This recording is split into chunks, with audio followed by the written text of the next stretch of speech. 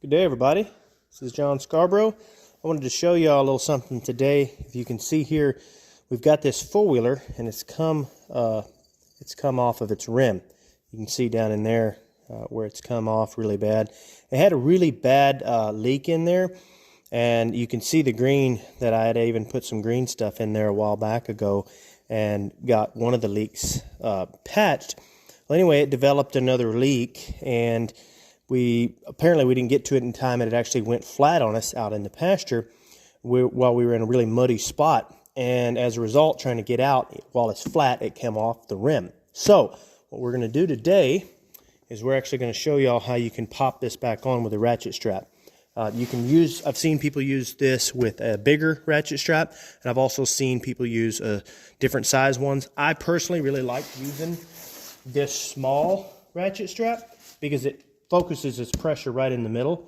Now, if you're using a bigger tire or heavier wall tire, you're going to want a heavier one, because the downside to this is it doesn't put a lot of pressure on it. It's a cheap ratchet strap, okay? But for these four-wheeler tires, usually this is what I use. Now, I may end up sticking my foot in my mouth before it's all done and wishing that I had one that was bigger.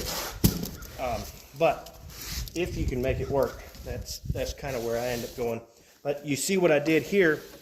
I got this to push out pretty good. This was where, when I put my air on it, you want to put your air on it first, especially with these four-wheeler tires. I don't think you can see this, but this is actually protruding past. It's already inside there. That means the air is actually getting in there. So you want to try it first, because it is possible it will re-bead itself, okay? But I did try that, and it didn't, and I could tell the majority of the air was coming out down here. So I pushed this and got this pushed in some, and now I'm going to go back up here where the hole is the largest again, readjust it, and then go for it again.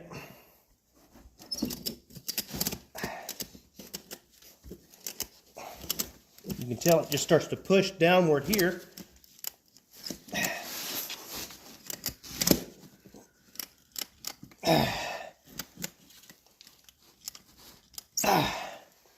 And it's kind of coming out. You kind of sometimes have to just play with it.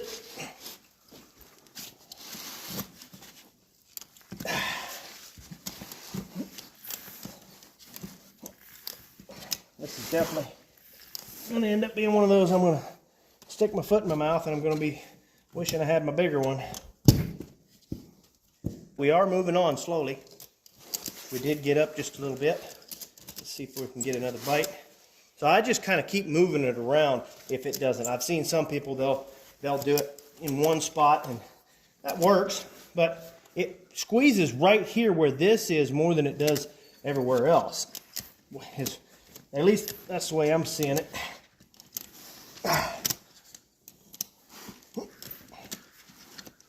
One big downside to using this small one, you don't have near as much grab for it, but you can get it in this area easier.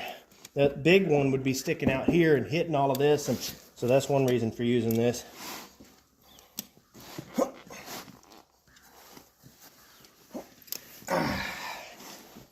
right. Let's see if we can get it together here.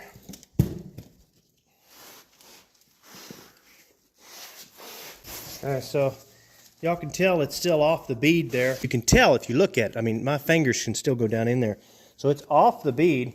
So now I'm actually going to release that, and I'm going to you check periodically to see if this thing will actually take air. So now that we've gotten kind of that moved in some places, we're going to see if it'll take anything.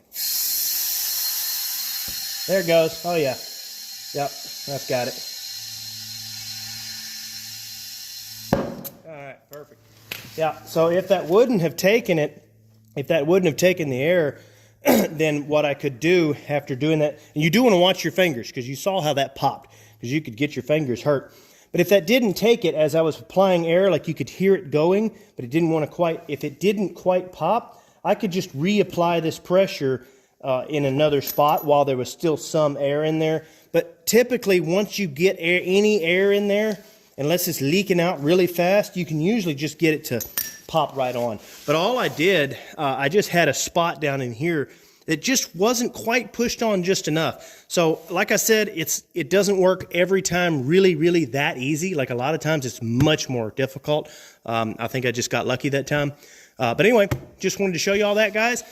If you hate clickbait as much as I do, hit the bell icon after subscribing. That way you can see all the videos that I put out, and it's not just dictated by YouTube's new algorithm for the clickbait.